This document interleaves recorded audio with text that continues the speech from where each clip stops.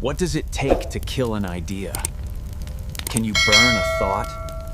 Can you murder a discovery? Today, our knowledge is everywhere. It's in the cloud, on servers scattered across the globe. But 2,000 years ago, our collective knowledge was not in a cloud. It was in one place. It was the brain of the ancient world.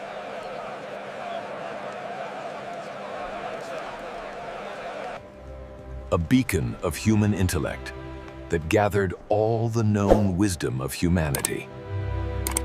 It held over 500,000 scrolls, from Greek philosophy to Egyptian medicine, Babylonian astronomy to Jewish scripture. Archiman. Archimedes studied here. Euclid wrote the foundations of geometry within its walls. It wasn't just a library. It was the World Eye's first university, a research institute. And a target. And then, it was gone. The popular story, the one we all learn in school, is simple. In 48 BC, Julius Caesar, in a desperate battle, set fire to his own ships in the harbor. The fire spread, and the greatest repository of knowledge in human history was reduced to ash. It's a powerful story. A neat tragedy.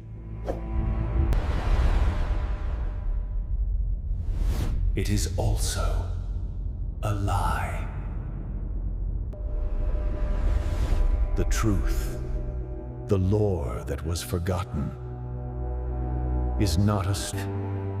It is not a sudden accident. The death of the Library of Alexandria was a murder. A slow, painful execution that took centuries.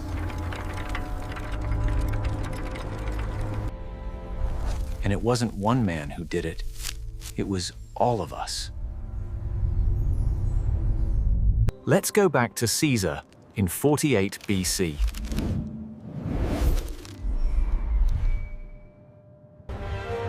Yes, there was a fire.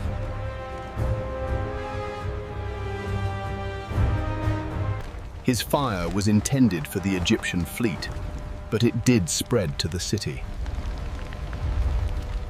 Ancient sources confirm that warehouses near the docks were destroyed. These warehouses likely contained some scrolls, perhaps tens of thousands, being prepared for storage or export. But the Great Library itself, the main building known as the Museion, was not destroyed. It was damaged, yes. It was a terrible blow, but it survived. Scholars were still working there decades, even centuries later. Caesar inflicted the first wound, but it was not the fatal one. The second killer was something far more mundane: politics and budget cuts. As the Roman Empire rose, Alexandria's status as the center of intellect faded. Emperors in Rome saw the library as a luxury, not a necessity. Funds dried up. Scholars left. The great project of collecting the world's knowledge simply stopped. Then came the third wound.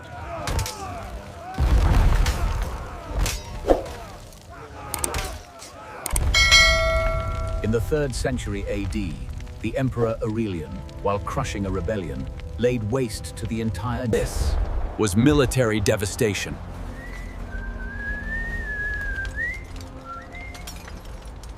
What Caesar's fire had started Roman civil war nearly finished. But the library had a child. A daughter library, located in a magnificent temple called the Serapeum. It still held a vast, priceless collection. And it would face the final killer: religious fanaticism. In 391 AD, the Roman Empire was now Christian. The Emperor Theodosius I issued a decree to destroy all pagan temples. The Bishop of Alexandria, a man named Theophilus, saw the Serapeum and the pagan knowledge it held as an abomination. He led a mob into the temple.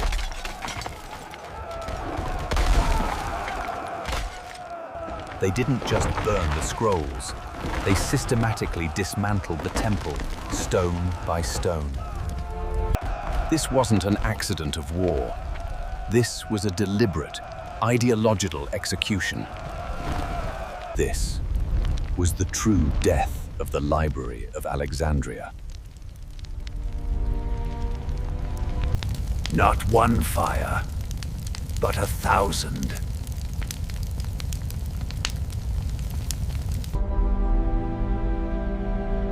We didn't just lose scrolls of poetry and history.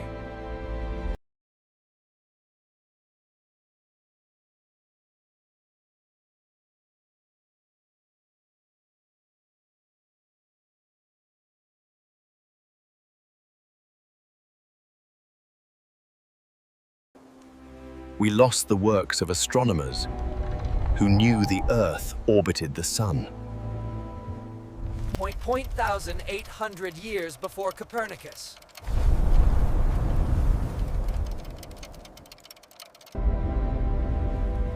We didn't just lose knowledge. We lost time. The story of the library is the very definition of forgotten lore. We are told a simple lie.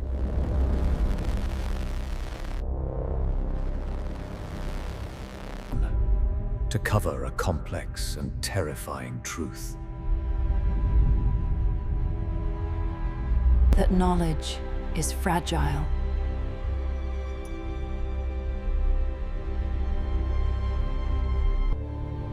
And that ideas are only safe when we are willing to protect them.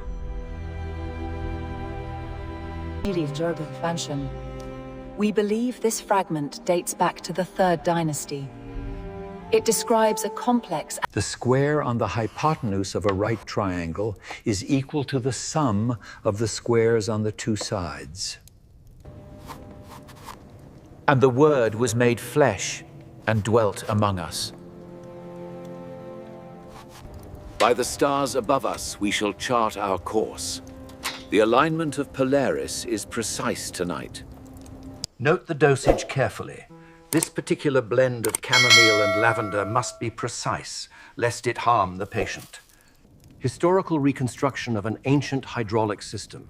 This gear system demonstrates remarkable mechanical insight. The craftsmanship is unparalleled in the Hellenistic world. Indeed, the use of the opus vermiculatum technique. The artifact dates back to the 5th century BCE. It contains a list of names, likely this map reveals the intricate network of trade routes that connected the ancient world, from the Pillars of Hercules to the distant east. The true form is hidden within. We must release it gently, meticulously. Patience is the key, my friend. This text details the pharaoh's triumph. His Majesty subdued the northern lands with his mighty hand. Keep the tension steady, men. Fire when ready. Release! True wisdom is knowing the limits of our own understanding. We chase shadows, believing them to be the substance of truth. The precision here is remarkable. They calculated the movements of the heavens. See how this smaller wheel drives the indicator? We add these columns, ensuring we carry over the tens as needed. And how do we represent the remainder here? By using the subtractive principle, like so. The total is correct. And swim. This fragment, unearthed just last season, reveals the syncretism vital to Alexandrian culture. By measuring the altitude of the stars, we can determine at the precise time, day or night. This instrument perfects Ceres. These artifacts represent the dawn of global commerce. From the Greek drachma to the Roman denarius, By diverting the inundation here, we increase the yield. Yes, but the labor must be managed closely. This rotation cycle shows how to restore the nitrogen. Look there, near the 7th star of the dragon. The alignment is precise. Truly remarkable, Master. The tables will need adjusting. The jurisdiction herein affirmed is absolute and undeniable. Any challenge to this authority is hereby nullified. This aqueduct system supplied the city with millions of gallons of water daily. A true marvel of civil engineering. history is the witness of the times, the light of truth and the life of memory. We must record these events for posterity. This technique dates back centuries. Every tap shapes the metal, securing the stone for eternity. We are far off course, Mr. Jones. According to these stars, the reef is here. But the currents tell a different story. We must adjust our heading immediately. Why must I endure this fate? The gods are cruel. Have pity on me. Imagine the sounds that once filled these halls, carried on the strings of this very instrument. What piece of lost history fascinates you the most? Let us know in the comments below. Thank you for joining us on this journey. Subscribe to Forgotten Lore, because the past is still waiting to be discovered.